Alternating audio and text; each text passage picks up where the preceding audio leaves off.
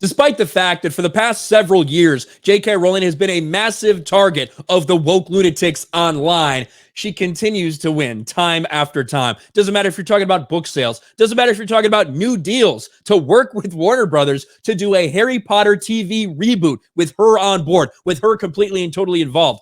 Or whether you're talking about video games, Hogwarts Legacy, despite the fact that so many woke lunatics said this is not okay.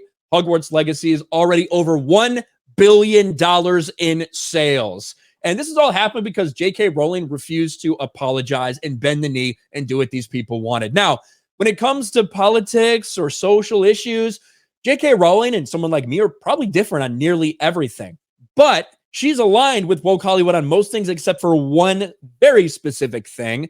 And it has to do with biological women and biological men believing that there's a difference. Even though she says, I respect trans people's rights to exist and things like that, I don't think we should be treating them or housing them or things like that in the same place as biological females. That has started a firestorm. J.K. Rowling continues to own these people on Twitter. J.K. Rowling responds to kids crying over her transphobic posts. She posted this today. I retweeted it when I saw it. This was so fucking funny. Now, you look at some of these replies that she is getting, okay? My trans daughter used to love your books, but after you became a bigot, she cried and asked me, Daddy, why do people hate those who are different from them? I don't know, baby. I don't know. Here's another one. J.K. Rowling, I have a 12-year-old trans daughter, and she cries every time she sees one of your transphobic posts. Why is she on Twitter then? She's a huge fan of Harry Potter, but seeing the author of her favorite book series being so bigoted is heartbreaking. Please, JK, make my daughter happy again. My trans daughter used to love your books, but after you became a bigot, she cried to me and said, Daddy, why do people hate me? You're different from them. That's the same fucking thing. Like almost like copy paste, right? Another one, the same copy paste. J.K. Rowling have a 12-year-old trans daughter.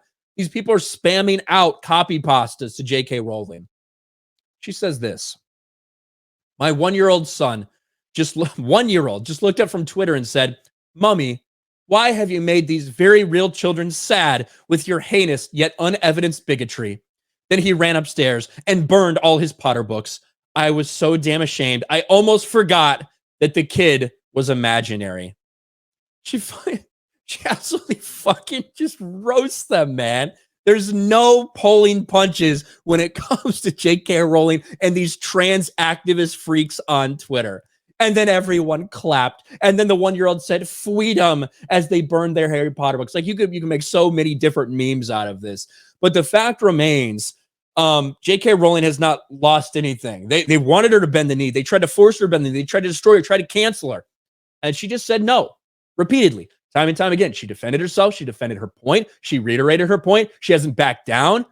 And at the end of the day, she is now once again getting like multi-millions of dollars to help develop a new Harry Potter series because the world she built has a lot of values, a lot of fans of that world. Whether it's the right move to reboot it, that's a whole different story entirely. But with the $1 billion for Hogwarts Legacy, 15 million copies sold, and now with this new announcement, it just shows that J.K. Rowling will continue to win while these freaks, these activists, these losers, these cucks will continue to lose.